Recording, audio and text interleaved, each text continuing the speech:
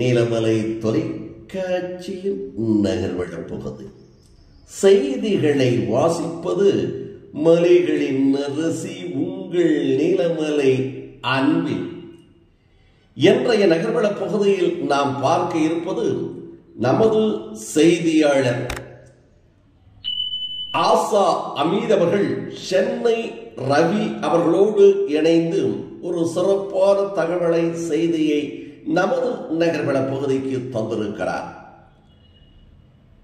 நடிகர் திலகம் சிவாஜி கணேசனுக்கு பிறகு தமிழ் திரைப்படத்தில் ஒரு சிறப்பான நடிகர், நடிப்பு ஆற்றலை வெளிப்படுத்துகின்ற ஒருவர், தான் சினிமாவில் சம்பாதித்த அத்தனை பலங்களிலுமே சினிமாவிலே முதலீடு செய்யக்கூடிய ஒரு உன்னதமான திரை உலகத்தை, சினிமாவை நேசிக்கக்கூடிய ஒரு மனிதராக இருக்கக்கூடியவர், தன்னுடைய 5 வயதிலே இருந்து திரை உலகத்தில் நடித்து வருகின்ற, இன்றைக்கும் நடித்துக் கொண்டிருக்கின்ற திரு கமலஹாசன் அவர்கள், உலகநாயகன் என்று போற்றப்படுகின்ற கமலஹாசன் அவர்கள் திரை உலகத்தில் சாதித்த சாதனைகள் எண்ணில் அடங்காதவை.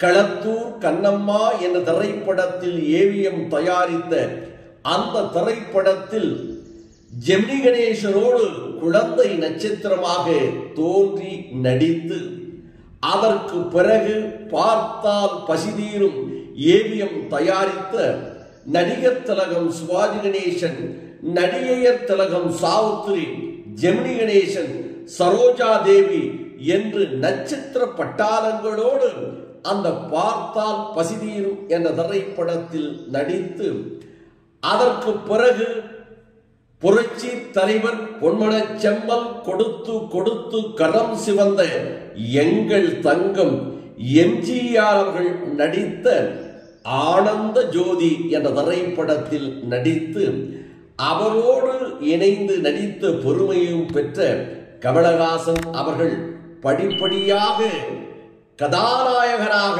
உயர்ந்து பல வெற்றி திரைப்படங்களை தந்து தயாரித்து கதாநாயகனாக நடித்து திரை கதை வசனம் எழுதி இயக்குனராகவும் தோன்றிய அவர் இறுதி கட்டத்தில் அரசியலிலும் சாதிக்க வேண்டும் என்று அரசியல் கட்சியை தொடங்கினார்.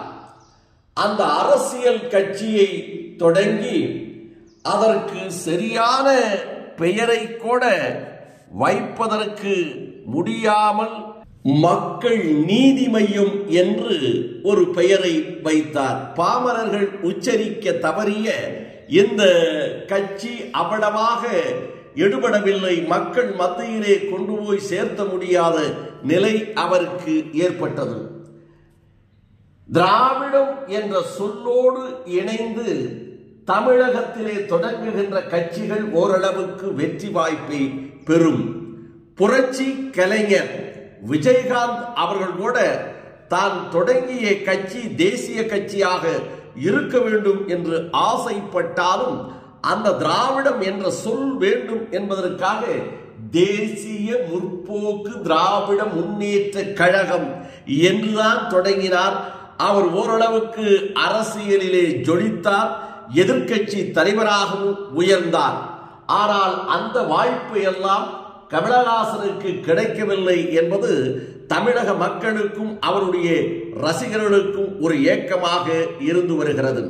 அரசியல் கட்சியை தொடங்கி நாடாளுமன்றம் சட்டமன்றத்திற்குள் நுழைய முடியவில்லையே என்ற ஒரு தயக்கமும் ஏக்கமும் கமலஹாசனுக்கு இருந்தது உண்மைதான்.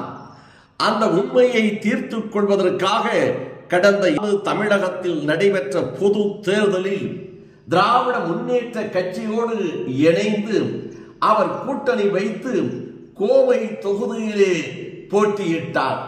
சிறிய வாக்கு வித்தியாசத்திலே தோல்வியை தழுவினாலும் அவர் மனம் தளராமல் தன்னுடைய கட்சியை நடத்தி வந்தார். திராவிட முன்னேற்ற கழகத்தோடு நட்போடு உறவோடு இன்று வரை இருந்து வருகிறார். அதன் பயனாக வருகின்ற நாடாளுமன்ற மக்களவையில் அவர் தேர்ந்தெடுக்க போகிறார். கமலஹாசன் உலகநாயகன் என்ற நடிகராக இருந்தவர் இவர் மக்களவை நாடாளுமன்ற எம்பியாக ஆகப் போகிறார், மாறப்போகிறார். இதற்கு திராவிட முன்னேற்ற கழகமும் அவருக்கு கை கொடுத்திருக்கிறது என்ற ஒரு தகவல் இன்றைக்கு ஊடகம் மூலமாகவும் பத்திரிகை மூலமாகவும் வந்து கொண்டிருக்கிறது என்று நமது சிறப்பு செய்தியாளர் ஆசா அமீத் அவர்கள் திரு சென்னை ரவி அவர்களோடு இணைந்து இந்த தகவலை நமது நகர்வள பகுதிக்கு தந்திருக்கிறார்.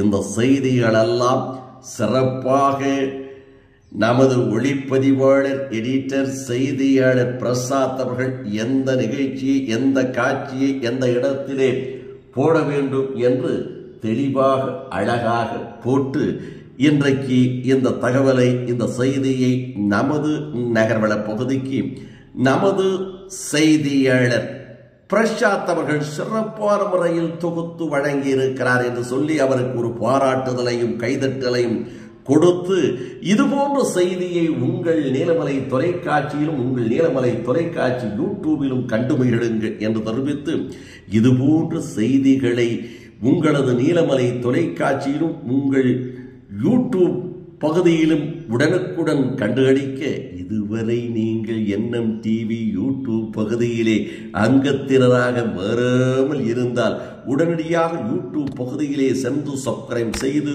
பெல் பட்டனை அமர்த்தி அங்கத்தினராக மாறினால் இனி என்னை எப்போது வேண்டுமையானாலும் கண்டுகளிக்கலாம் என்று தெரிவித்து இதுபோன்ற செய்திகளை கண்டு எங்களது நேயர்களிடம் கேட்பது நாங்கள் ஒன்றே ஒன்றுதான். உங்களுடைய கருத்துக்கள், உங்களுடைய பாராட்டுக்கள், எங்களுடைய செய்தியை பற்றி விமர்சனங்கள் தவறிருந்தால் தவறு என்று சொல்லுங்கள், தவறை திருத்திக் கொள்ளுகிறோம். பாராட்டி நல்ல முறையில் இருந்தால் பாராட்டுங்கள், மகிழுகிறோம் என்று தெரிவித்து எங்களது செய்தியாளரோடு ஒளிப்பதிவாளரோடு வணக்கம் கூறி விடைபெறுவது என்றென்றும் உங்கள் நீலமலை அன்பில்